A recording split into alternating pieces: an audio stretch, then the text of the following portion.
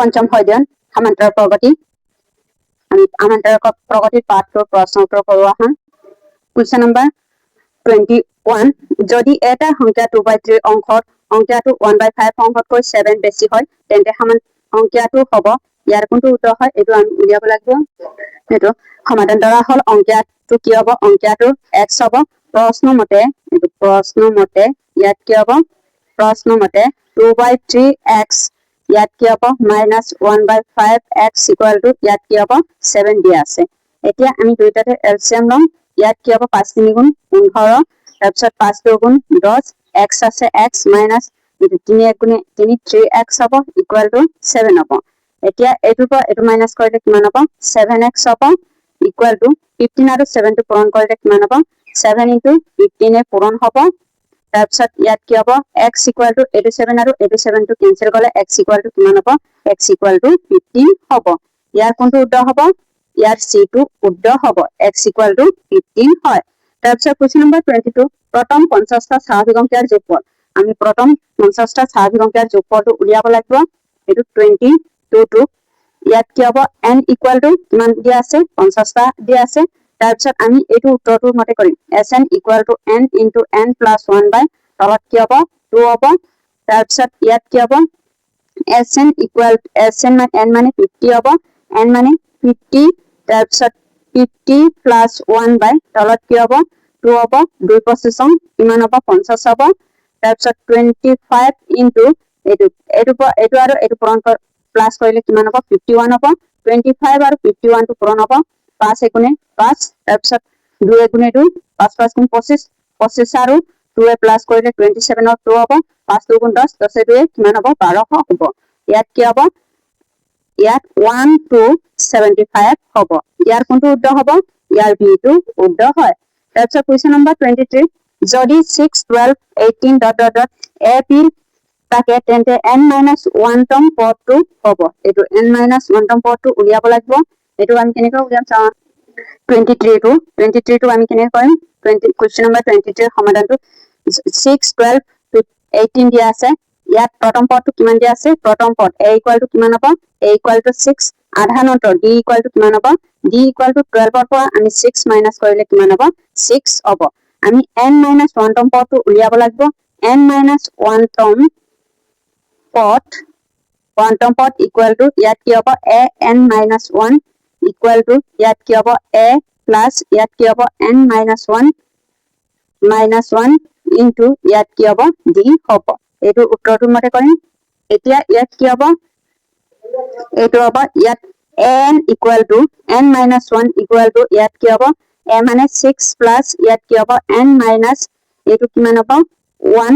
-1 আৰু 1 টো কিমান হ'ব 2 হ'ব d মানে কি হ'ব d মানে 6 হ'ব এতিয়া ইয়াত কি হ'ব 6 প্লাস এটো 6 * n এ 6n হ'ব মাইনাস 6 2 গুণ 12 12 হ'ব তাৰপিছত ইয়াত কোনটো কমন যাব এটো 6n এটো পৰা এটো মাইনাস কৰিলে কিমান হ'ব 6n মাইনাস ইয়াত কি হ'ব 6 হ'ব 6 ৰ পৰা 12 ৰ পৰা 6 গলে 6 হ'ব -6 হ'ব এতিয়া ইয়াত কোনটো কমন যাব 6 টো কমন যাব 6 * n এ 6n হ'ব 6 1 গুণে 6 গুণে 6 হ'ব এতিয়া ইয়াৰ কোনটো উত্তৰ হ'ব ইয়াৰ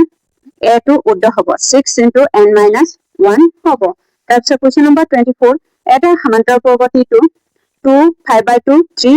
আৰু 24 f ফালৰ পৰা 19 তম পদটো হ'ল আমি 19 তম পদটো উলিয়াব লাগিব 24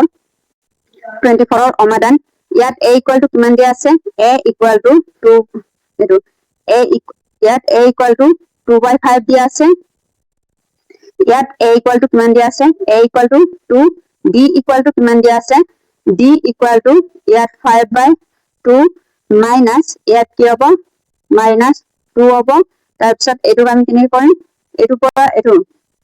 ইয়াত কি হ'ব 2 আৰু 2 লহাগুটো 2 এ হ'ব তাৰপিছত ইয়াত 5 - 2 2 গুণ 4 ইয়াত কি হ'ব 5 ৰ পৰা 4 মাইনাস কৰিলে 1/2 হ'ব এটো 1/2 হয় এতিয়া ইয়াত কি হ'ব আমি এটো n তম পদ ইকুয়াল টু আমি n তম পদ equal to an equal to l minus এটো l মাইনাস n-1 ইনটু ইয়াত d হ'ব আমি এটো উত্তৰটো মতে কৰিম n = আমি 19 বহুৱাম তাৰপিছত a19 equal to a মানে কি হ'ব এটো l মানে 24 হ'ব এটো হেড পদটো কিমান আছে হেড পদটো 24 দিয়া আছে l equal to কিমান হ'ব 24 হ'ব তাৰপিছত ইয়াত কি হ'ব 24 minus n মানে কি হ'ব n মানে 19 minus 1 d মানে কিমান আছে d মানে 1/2 হ'ব এটো 1/2 হ'ব তাৰপিছত 24 ইয়াত দিয়া আছে 24 minus ইটোৰ পৰা এটো গলে 1 into 19 ৰ পৰা 1 গলে 18/2 হ'ব তাৰপিছত ইয়াত কি হ'ব 2 9 গুণ 18 24 minus 9 হ'ব 24 ৰ পৰা 9 minus কৰিলে কিমান হ'ব এটো 24 ৰ পৰা 9 minus কৰিলে কিমান হ'ব 15 হ'ব ইয়াৰ কোনটো উত্তৰ হ'ব এটো বি টো উত্তৰ হয় তাৰপিছত কোৱেশ্চন নম্বৰ 25 প্ৰথম n টা যুগ্ম সংখ্যাৰ সমষ্টি আমি প্ৰথম n টা যুগ্ম সংখ্যাৰ সমষ্টিটো কি হ'ব 25 টো প্ৰথম n টা যুগ্ম সংখ্যাৰ সমষ্টিটো কি হ'ব যুগ্ম সংখ্যা মানে 2 4 6 ডট ডট ডট আমি টুৱাইস n হ'ব আমি টুৱাইস n লৈকে এতিয়া ইয়াত কি হ'ব টুৱাইস n লৈকে হলে ইয়াত কি হ'ব sn equal to n/2 তাৰপিছত ইয়াত কি হ'ব n মানে 2 into 2 প্লাস ইয়াত কি হ'ব n minus 1 into ইয়াত কি হ'ব d মানে 2 হ'ব তাৰপিছত n/2 2 2 গুণ ইয়াত কি হ'ব 4 প্লাস এটো আৰু 2 into n twice n minus 2 হ'ব তাৰপিছত ইয়াত কি হ'ব এটো আৰু এটো ইয়াত কি হ'ব n/2 এটো পৰা এটো মাইনাস কৰিলে কিমান হ'ব টুৱাইস n প্লাস ইয়াত 2 হ'ব এতিয়া ইয়াৰ কোনটো কমন যাব ইয়াত এটো ইয়াত n/2 into ইয়াত কি হ'ব 2 টো কমন যাব ইয়াত 2 into n plus 1 হ'ব এটো আৰু এটো কেনসেল কৰিলে ইয়াত কি হ'ব n into n plus 1 হ'ব ইয়াৰ কোনটো উত্তৰ হ'ব ইয়াৰ a টো উত্তৰ হ'ব n into n plus 1 হয় কোৱেশ্চন নম্বৰ 26 এটা সমান্তৰাল প্ৰগতিটো প্ৰথম n টা পদৰ যোগফল আৰু প্ৰথম n minus 1 টা পদৰ যোগফল পাৰ্থক্য হ'ব আমি পাৰ্থক্যটো এটো উলিয়াব লাগিব প্ৰথম n টা পদৰ যোগফলটো ইয়াত কি হ'ব n minus 1 হয় তাৰপিছত nতম পদটো কি হ'ব nতম পদ ইকুৱেল টু ইয়াত an ইকুৱেল টু ইয়াত কি হ'ব sn minus 1 হ'ব এতিয়া ইয়াৰ কোনটো উত্তৰ হ'ব ইয়াৰ এটো উত্তৰ হ'ব ইয়াৰ কোনটো উত্তৰ হয় 26 ত a টো উত্তৰ হ'ব an equal to sn minus n minus 1 হ'ব তাৰপিছত কোৱেশ্চন নম্বৰ 27 যদি a b c সমান্তৰাল প্ৰগতি থাকে তেন্তে c plus a plus twice b into a plus b minus twice c মান হৈছে এটো মানটো উলিয়াব লাগিব কোৱেশ্চন নম্বৰ 27 টো ইয়াত কি হ'ব a plus এটো a b c সমান্তৰাল প্ৰগতিটো তেন্তে ইয়াত কি হ'ব twice b equal to a plus c বা ইয়াত কি হ'ব a plus c minus twice b equal to কিমান হ'ব 0 হ'ব যেহেতু প্ৰথম অংশটো কি হ'ব প্ৰথম অংশটো c plus a minus twice b equal to 0 হ'ব গতিকে গুটেই পূৰণ পদটো 0 হ'ব আমি 0 into a plus b minus twice c equal to 0 লগত পূৰণ কৰিলে কিমান হ'ব 0 হ'ব ইয়াৰ কোনটো উত্তৰ হ'ব p টো উত্তৰ হ'ব তাৰপিছত কোৱেশ্চন নম্বৰ 18 15 নম্বৰ তো 1/2 13 ডট ডট ডট minus 47 ৰ অন্তৰ প্ৰগতিটো মোট পদৰ সংখ্যাটো হৈছে এটো মোট পদৰ সংখ্যাটো আমি উলিয়াব লাগিব কোৱেশ্চন নম্বৰ 28 ৰ ইয়াৰ প্ৰথম পদটো কি হ'ব a equal to 18 তাৰপিছত d equal to কিমান হ'ব d equal to এটো হ'ব এটো 15 almost 1/2 হ'ব 2 15 30 30 ৰ লগত 1 প্লাস কৰিলে 31/2 হ'ব এটো d equal to 31/2 হ'ব d ৰ মানটো আমি 31 ৰ লগত আমি 18 মাইনাস কৰিব লাগিব তাৰপিছত এটো 18 মাইনাস কৰিলে কিমান হ'ব 31 ৰ পৰা 18 মাইনাস কৰিলে এটো হ'ব 31 minus 2 ৰং 36 by তলত 2 হ'ব 36 ৰ পৰা আমি 31 মাইনাস কৰিলে -5/2 হ'ব তাৰপিছত হেড পদটো n equal to কিমান হ'ব n equal to -47 হ'ব হেড পদটো তাৰপিছত আমি এইটো উত্তৰটো মতে কৰিম n equal to a plus ইয়াত কি হ'ব n minus 1 into d হ'ব n ৰ মানটো -47 equal to a মানটো কিমান হ'ব 18 তাৰপিছত n ৰ মানটো কিমান হ'ব n ৰ মানটো নাই দিয়া n minus 1 d ৰ মানটো কিমান হ'ব -5/2 হ'ব এতিয়া এইটো কেনেকৈ কৰিম সৰি ইয়াত কি আছে প্লাস আছিলে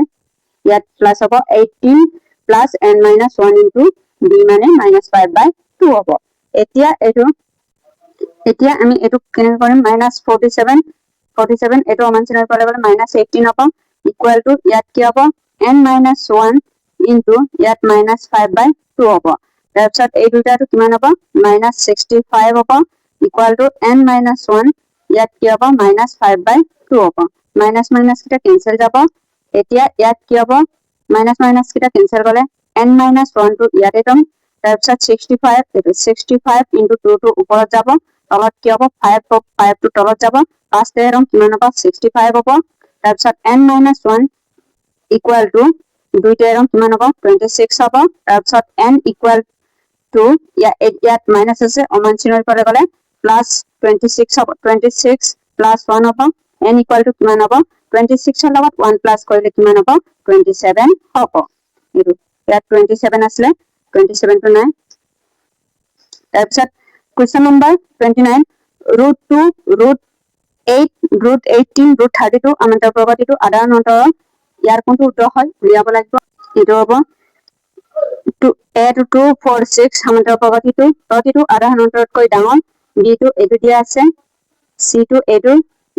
দিয়া আছে ইয়াৰ কোনটো উত্তৰ হ'ব ইয়াৰ a টো উত্তৰ হ'ব কাৰণ 4 ৰ পৰা 2 মাইনাস কৰিলে কিমান হ'ব 2 হ'ব যেহেতু 2 greater than equal to √2 হয় গতিকে 2 4 6 8 আমান্তৰ প্ৰগতিটো আধাৰ অন্তৰতকৈ ডাঙৰ হ'ব ইয়াৰ a টো উত্তৰ হয়